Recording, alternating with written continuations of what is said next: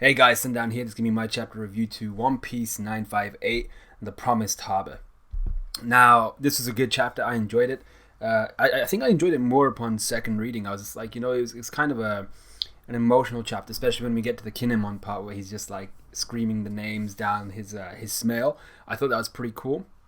And when you think about all the shit that Kinemon and the other scabbards have been through, Inuarashi, the Minks, Momonosuke and all these guys, even Shinobu and all these guys, Kanjuro, Raizo, everyone there. You can see why he was so emotional, why he was so frustrated, why he felt so betrayed, so defeated, and it really kind of made it a more impactful scene for me. But anyway, let's get straight into the chapter. So the first thing we see is the cover page. Chiffon and Beige are told that Lola has just made her way to Dressrosa a few days ago. So although I actually mistook wherever they are now as Dressrosa a few chapters ago, I think it was a couple chapters ago in one of my reviews, it seems I actually lucked out a bit, and that's where Lola decided to go anyway. So that's where Beige and the family, Chiffon, will probably follow her too. Anyway, this first part of the chapter was like an Odin flashback, even though it wasn't from the like perspective of Odin. It was just a flashback from like, I don't think it was from anyone's perspective in general. It was just from I think it was just Oda giving us some history on something that Odin did. So the flashback is dedicated to Odin talking to the crew of the Roger Pirates about how he has this selfish desire to become shogun for the sole purpose of opening Wano's borders. Now, I liked that we see a little bit more of Roger here. He's drunk, but so is Crocus, and they're fighting. I thought that was pretty funny. It just adds more depth to Roger. He was such a happy-go-lucky guy, but very very Luffy-ish in the sense of happy-go-lucky. But as soon as it becomes time to be real, he's gonna be the realest mofo out there. Anyway, obviously this whole situation with Odin being on the Roger Pirates or Roger crew, this was after he left his country. So it was a pretty ballsy comment for him to make that he wants to become shogun to open up the borders. Rayleigh, Shanks, and Buggy offer to help. He calls Shanks Red Taro, and he calls Buggy like Buggy Jiro. So we're getting that ranking again, that hierarchy between Shanks and Buggy, in the sense of even Odin sees Shanks as the Red Taro and Buggy Jiro, those suffixes are kind of like firstborn and secondborn sons in a family. So he views Shanks as like the firstborn, i.e. the first kind of heir to the Roger Pirates, and I thought that was pretty apt and very insightful from Odin. But Odin realizes here that this is an internal matter for the Kozuki to handle, and promises to open the borders and achieve his dreams of 20 years. So we come back to the present, where 25 years have passed, and Wano is still an isolationist nation. Act 3 then begins. We see Orochi and company in Hakumai making their way towards Onigashima. And Orochi is very, very happy, very, very suspicious. So we know from the get-go that, hey, it's he was aware that something was meant to go down today. So why is he so excited? Why is he so happy? Why isn't he a little bit more nervous? We know this guy is anxious as fuck. So why is he so cool with it? What's Orochi knows something, right?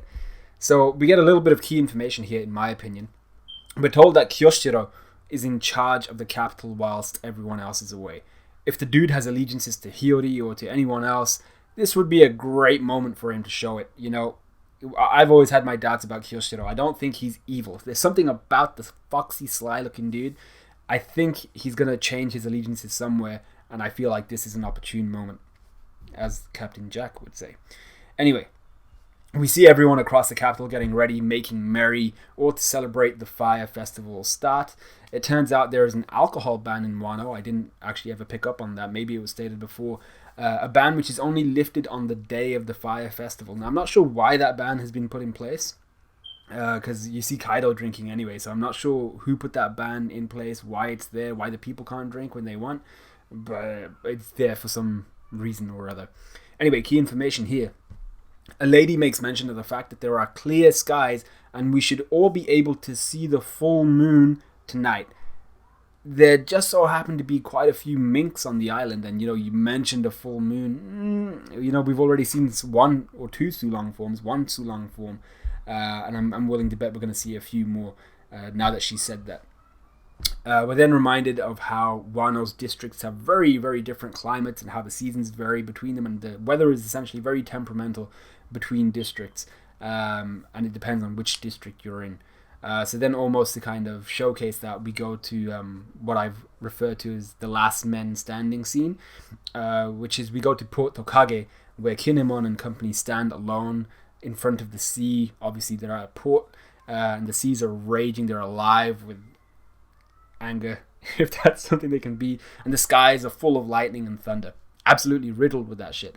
And the port is in tatters. Ashura Doji is there. He's pointing out that it looks like it's been under attack, but they don't know who from, they don't know why. But their main concern, however, besides this temperamental weather, their main concern is where the hell are the 4,000 soldiers, the Straw Hats, the Heart Pirates, all of their allies? Where the hell are all of our allies? That's what their concern is. And in the space of a day, their allies who are supposed to have been here have gone missing, and they've been left. The Scabbards. They've been left alone once again to consider how to overcome Kaido, Orochi, and their 40,000 men. This is where I was like, this is such an emotional scene if you know the backstory behind Kinemon and the backstory behind the Scabbards, and you can see why he's there trying to tough it out, but he can't.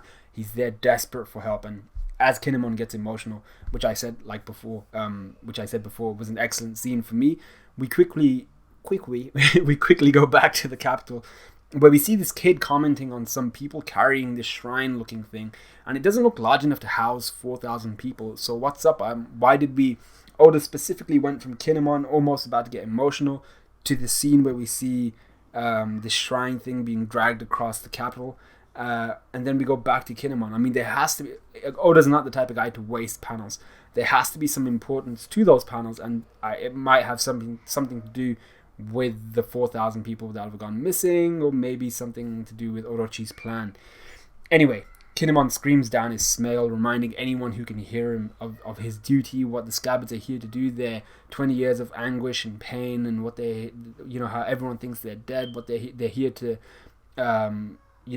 gain back the honor, gain vengeance in the name of their fallen shogun, in their fallen master, essentially. And he addresses the fact that we can't do this alone. We have a promise we made, and essentially his desperate need for assistance and their desperate need for assistance.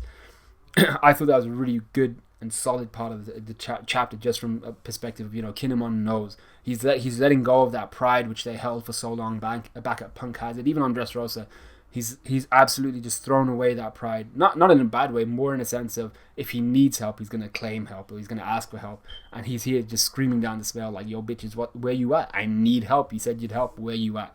So I feel like there's an element of he feels betrayed, and in the manga stream version, Ashura Doji even makes mention of look at the seas, look at the skies, even the gods have turned against us. It's not like a man or men would come to help us in this situation. So I feel like Ashura Doji is just like, we've been betrayed. What were you expecting? But there has to be something more to it. And Kanjuro is actually the one who's like, nah, these guys aren't like this.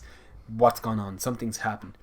Inuarashi picks up a dinghy boat, looking like he might just throw it at Onigashima or something in his annoyance. And the chapter ends up with a close-up of Orochi, drunk and elated. And we just zoom in on his face at the end. And all we're told is an incident occurred the night before, but we're on break next week. So I don't see any amount of people flooding in on, unless it was Kaido and Big Mom and all her kids and the All-Stars or whatever they're called, the Calamities, sorry.